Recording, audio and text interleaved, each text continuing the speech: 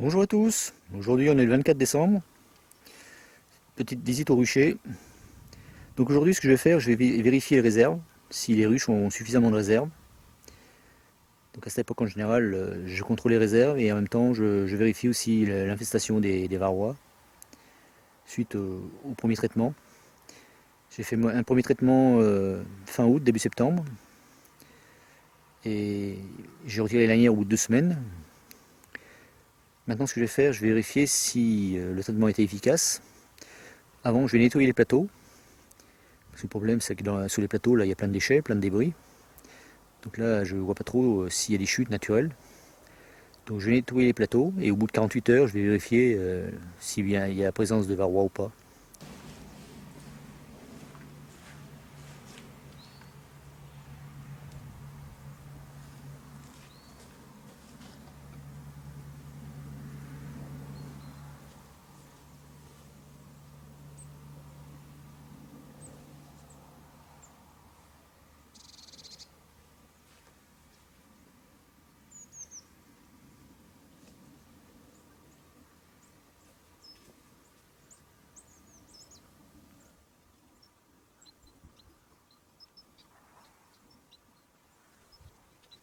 Donc ça y est, j'ai vérifié, j'ai sous-pesé les ruches. J'ai constaté qu'il y avait 2 ruches qui étaient assez légères, donc maintenant je vais aller peser ces ruches-là. Pour les autres ruches, j'ai pas d'inquiétude à avoir. Donc moi, j'utilise un petit peson, en fait. Voilà, classique. Allez, on y va, c'est parti, on fait un essai. Je me positionne au milieu du plancher, juste en dessous, à tout crochet. Et je soulève délicatement la ruche. Je la décolle uniquement, c'est pas la peine de la soulever, juste décoller l'arrière, c'est tout. Je stabilise de façon que ça enregistre la valeur. Une fois que ça stabilisé, une fois que ça enregistré, je repose. Hop. Donc cette ruche là, on peut voir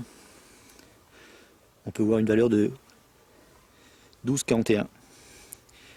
Donc c'est vraiment un poids qui est insuffisant. Bon, moi à cette époque-là, fin décembre, il faut compter, il ne faut pas descendre en dessous de 14 kg en pesée arrière. Ça fait un poids de 28 kg total. Là, on est largement en dessous. Donc là, il faut faire un complément de nourrissement impérativement. Sinon, la colonie va mourir de faim. Au niveau du plancher, j'ai mis des vis. En fait, il y a 4 vis sous le plancher de façon à pouvoir glisser plus facilement le tiroir. Donc le pivot se fait, quand je bascule, il se fait uniquement sur ces vis-là, il ne se fait pas sur l'avant. Donc ça influe sur la valeur trouvée en fait. Donc il faut tout prendre en compte. Donc ce que j'ai fait avant de peser avec le peson électronique, j'ai fait un essai avec une ruche vide, sans abeilles, mais avec des cadres de miel, pour vérifier si ça correspondait. J'ai talonné, j'ai pris une balance pèse-personne, j'ai mis un seau vide pour pouvoir poser la ruche dessus. Voilà. Donc là, elle est sur le pèse-personne. Donc c'est juste une indication pour moi. Mais suivant la méthode, la valeur à trouver ne sera pas la même. Donc il faut faire attention avec les valeurs. Moi, quand je dis 14 kg en pesée arrière au mois de fin décembre, pour certains ça peut être plus, ça peut être 16 kg. Donc il faut faire très attention. Là j'ai terminé la pesée. Donc au total j'ai 2 ruches qu'il faut compléter. Sinon le problème c'est que les colonies là, elles n'arriveront jamais jusqu'au printemps, elles vont mourir avant, mourir de faim. Donc c'est pas l'intérêt. Ça ferait mal au cœur de laisser mourir des colonies d'abeilles. Donc ce que je fais maintenant, je vais nettoyer les tiroirs de fond. Donc les tiroirs, ils n'ont pas été nettoyés en fait depuis que je les ai posés, c'est-à-dire début septembre. Donc on peut voir, il y a du déchet dessus, on verra ça tout à l'heure. Pour l'instant, je les enlève tous. La température est de 8 degrés, donc elle est agréable. Il ne faut pas faire ça quand il y a des gelées.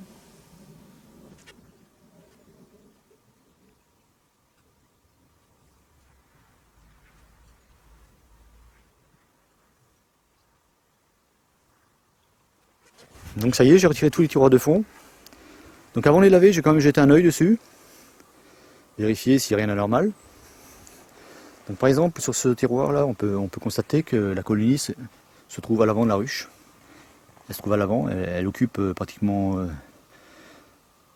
tous les cadres à l'avant. L'autre moitié de la ruche à l'arrière n'est pas occupée. On voit tout ça, c'est en fait c'est des débris d'opercules. Elles ont déchiqueté les opercules pour accéder au miel, aux réserves. Voilà. Par contre, on peut voir que cette colonie là elle se trouve au milieu. Il y a pas mal d'opercules aussi, l'activité est plus importante. Ça donne aussi une indication sur la grosseur de la colonie. Là pareil, là par contre on peut voir qu'il y a des débris un peu blancs. Ça c'est du miel cristallisé. Voilà. Donc, là ici elle est légèrement sur la gauche, la colonie.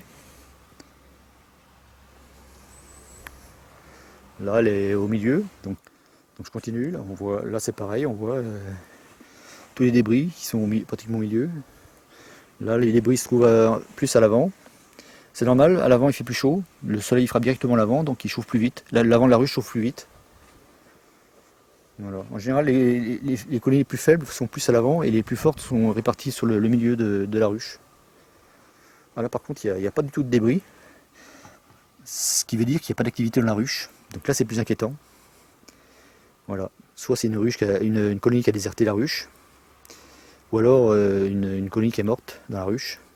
Ça a formé un tapis d'abeilles au fond sur le plancher. Il n'y a aucun débris qui évite. On va voir ça ensemble après. On va regarder l'entrée. Donc l'entrée, il n'y a pas de cadavre, il n'y a rien. Allez, on va continuer. Donc sur tous les plateaux, on peut voir des débris de cire. Voilà. Donc il n'y a rien d'alarmant. Voilà. Par contre, ce qui est alarmant, c'est de trouver un tiroir sans aucun débris. Comme là, par exemple. Là, il n'y a pas du tout de débris. Donc ça, c'est beaucoup plus grave. On va voir ça ensemble. Donc là, il n'y a pas du tout de débris. C'est pas normal. On va regarder ça tout de suite.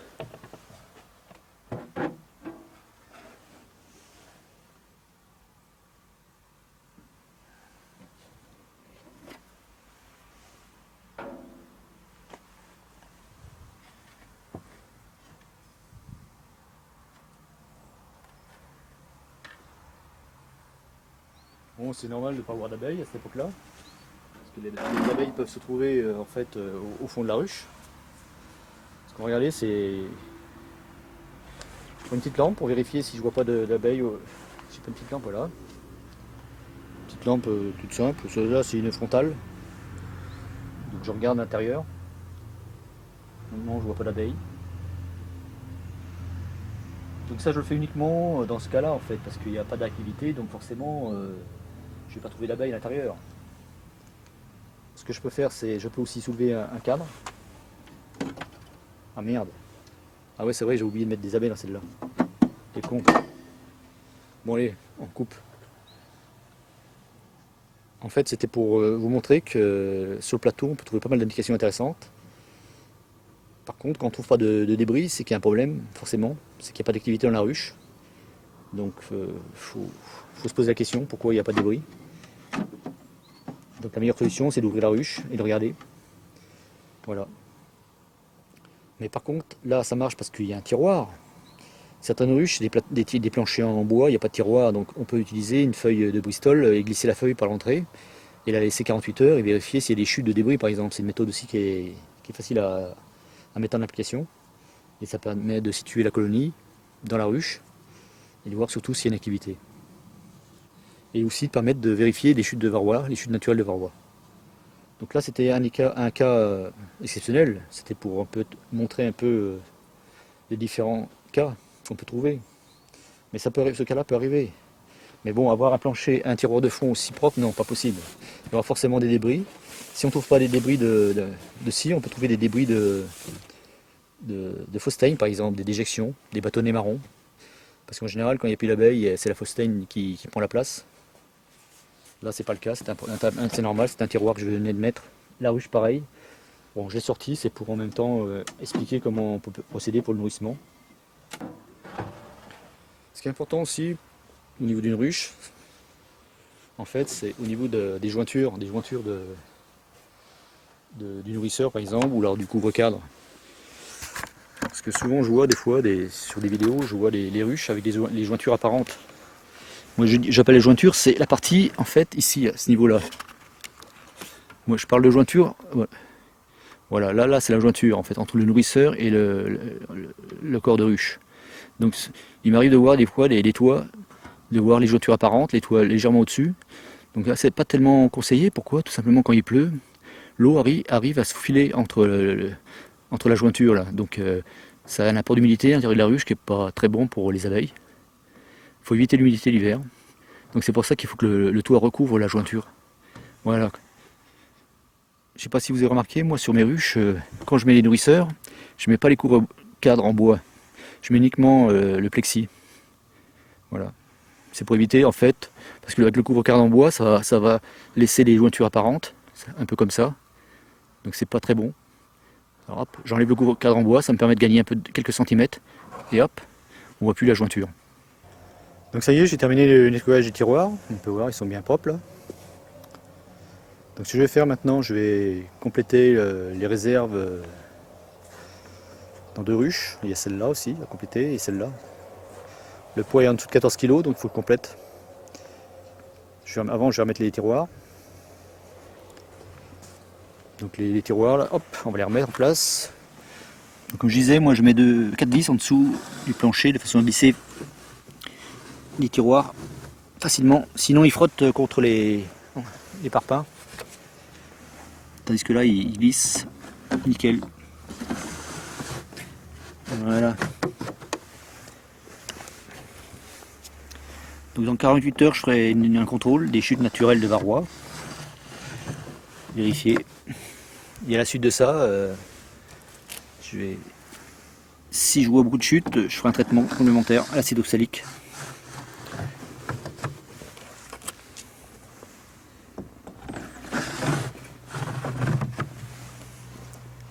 Voilà. Surtout, il faut faire des trous pour évacuer l'eau. Maintenant, je vais faire un complément de nourrissement, mais avant, je vais vous montrer 2 méthodes qu'on peut appliquer avec le nourrisseur Nico en plastique. C'est la ruche vide, la fameuse ruche que j'avais mis exprès, il n'y a pas d'abeilles dedans. Je vais faire, hop, je me mets au-dessus du trou, je vois préparer le trou, je fais, voilà, j'enlève la partie de plastique, voilà. Une fois que j'ai fait mon ouverture, on peut voir l'ouverture là, j'enlève le bouchon. Donc le bouchon là il est pas posé à l'origine, il faut percer le bac en fait. C'est préformé, donc là c'est un obturateur, on va l'enlever. On n'est pas obligé de l'enlever. Je pose le nourrisseur au sol. Donc là il y a 2 petites planches. Je pose au sol, il y a un espace en dessous. Je prends une pointerole.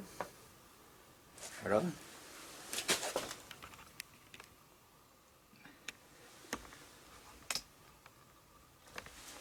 Donc je prends la pointerole, je mets au milieu l'obturateur, et un coup sec. Donc voilà, on peut voir là, l'obturateur est cassé. Donc ce qui va permettre maintenant d'utiliser le bouchon. C'est un bouchon, le fameux bouchon qu'on a enlevé tout à l'heure. Donc il va aller à l'emplacement là. Et au départ c'est un peu dur, ce que je fais moi après, j'utilise du papier de verre. Hop, je passe un petit coup intérieur. C'est simple. J'ai enroulé du papier de verre foncé et je passe à l'intérieur. De façon à enlever les bavures. Voilà, donc maintenant normalement ça devrait rentrer. Voilà. Ça y est, le bouchon est rentré. Donc, ce que je fais maintenant, moi, je le marque tout de suite. Parce que j'en mets qu'un seul. Donc pour ne pas me tromper quand je vais poser mon nourrisseur sur la ruche, je le marque. Partie jaune, le bouchon, où il y a le bouchon, c'est le bac du bas, c'est devant la ruche. Voilà. Donc c'est marqué. J'enlève ce bouchon là. Voilà. Je le laisse dans le bac du dessus. Je prends mon pain, hop, que je positionne dessus. Voilà. J'appuie, voilà.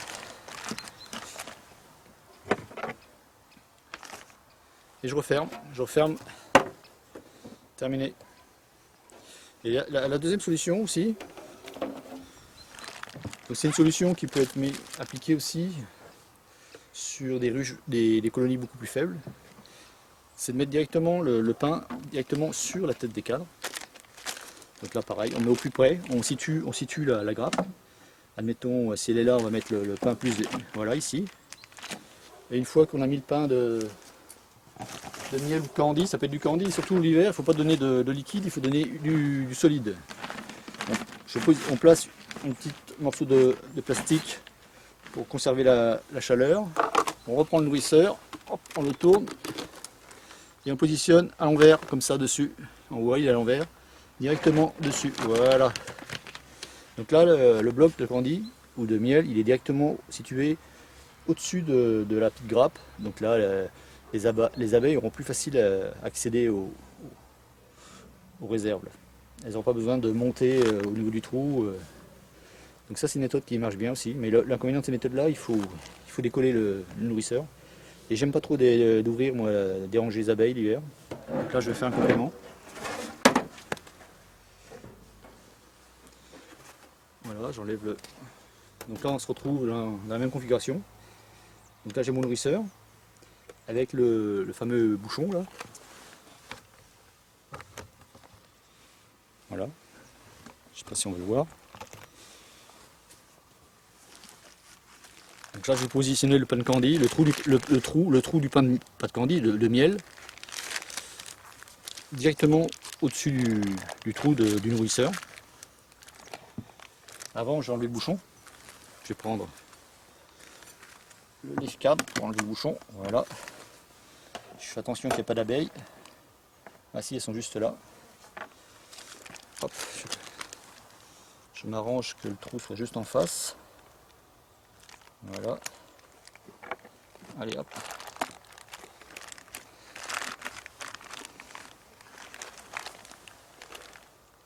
Surtout, il faut bien le mettre au-dessus du trou. Sinon les abeilles ne pourront pas accéder au miel. Voilà. Donc là c'est comme je disais, c'est du miel de printemps. L'avantage du miel de printemps, c'est qu'il cristallise. On peut voir là un pot de miel d'1 kilo. Il est dur, c'est normal. Le miel de printemps, au bout de même pas une semaine, il va durcir. Donc moi je récolte une partie que je mets en pot, et l'autre partie je mets ça en bidon. Comme ça, si j'ai besoin de nourrir les ruches, je découpe un bidon. Donc ça, c'est des bidons de 35 kg. Donc ça, là, avec un bidon, je peux nourrir à peu près une douzaine de ruches. Voilà, bon. Là, aujourd'hui, j'ai nourri 2 ruches. Donc j'ai utilisé les portions que j'avais mis dans des boîtes à glace, comme ça, de ce modèle-là. Voilà. Donc dans ces cas-là, c'est pareil, on remplit. Bon, quand c'est pour mettre dans un nourrisseur plastique, il ne faut pas remplir entièrement, parce que sinon on ne pourra plus refermer le couvre-cadre. On ne pourra plus remettre le couvre-cadre sur le nourrisseur, comme ça va dépasser du bac. Faut remplir à peu près sur 4 cm. Voilà. Donc si c'est pour nourrir sur un couvre-cadre en bois par exemple, il n'y a pas de problème, là on remplit entièrement. Après il y a juste à faire un petit trou de 15 mm de diamètre là, et mettre directement la boîte au-dessus du trou de nourrissement. Donc ça c'est bien pour une colonie forte, qui occupe l'ensemble de la ruche. Mais si c'est une colonie faible par exemple, en général elle va se trouver plus à l'avant, donc soit à gauche, soit à droite.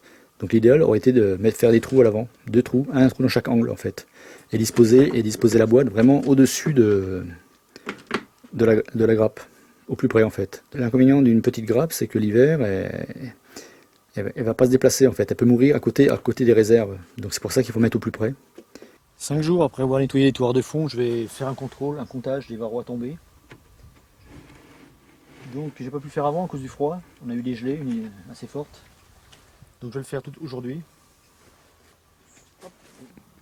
Les arbres sont complètement givrés.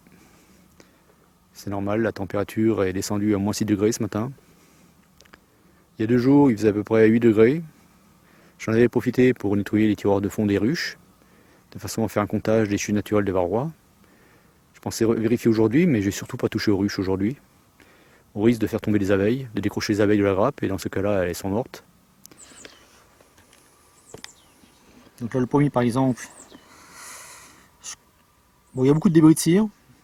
Donc ça, c'est les débris qui sont tombés depuis le 24 décembre. Donc là je vois déjà un varroa ici, juste au bout de ici là. Donc ça fait un. Mais dans l'ensemble, je ne vois qu'un seul.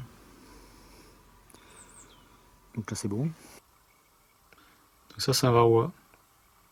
C'est le parasite de l'abeille. C'est un petit acarien qui parasite les colonies d'abeilles, qui affaiblit les colonies. Donc c'est lui l'ennemi numéro 1 des colonies d'abeilles. C'est lui qu'il faut supprimer.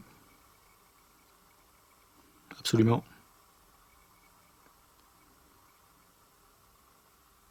Il est mort, il est mort. Ça ressemble à un petit crabe. Mais ça fait des dégâts dans les ruches, surtout si l'infestation est importante. Donc là je viens de vérifier en fait tous les tiroirs de ruches que j'avais nettoyés il y a 5 jours. Donc dedans, j'ai pas trouvé énormément de varroa, un ou deux comme ça par tiroir, c'est tout. C'est vraiment, les chutes sont vraiment minimes cette année. Bon, je peux le comprendre, à cause de la sécheresse de cet été, les rennes ont régulé leur ponte. Donc il y avait beaucoup moins de couvains en fin d'été. Ça fait que le traitement d'été a été efficace. Donc j'aurais pas besoin de faire un deuxième traitement cette année. Parce que d'habitude je fais un deuxième traitement à l'acide oxalique. Mais cette année c'est pas utile. Parce qu'on peut voir que là il y a il y a des débris de cire, mais il n'y a pas vraiment. Je n'ai pas trouvé de varroa. Un ou deux comme ça, c'est tout. Voilà. Donc là on peut voir là, le tiroir là, il est plein de débris, c'est normal. Là c'est une grosse colonie là, qui occupe tout la ruche. Donc si je regarde bien, bon j'en vois un ici, là, c'est tout. Voilà. Donc aujourd'hui on est le 29 décembre. J'ai vérifié en fait les chutes naturelles de varroa, c'est impeccable cette année. Pas besoin d'un second traitement, donc je vais laisser les abeilles tranquilles maintenant. Au niveau des réserves, c'est bon aussi, j'ai complété 2 ruches seulement. Allez, à la prochaine vidéo.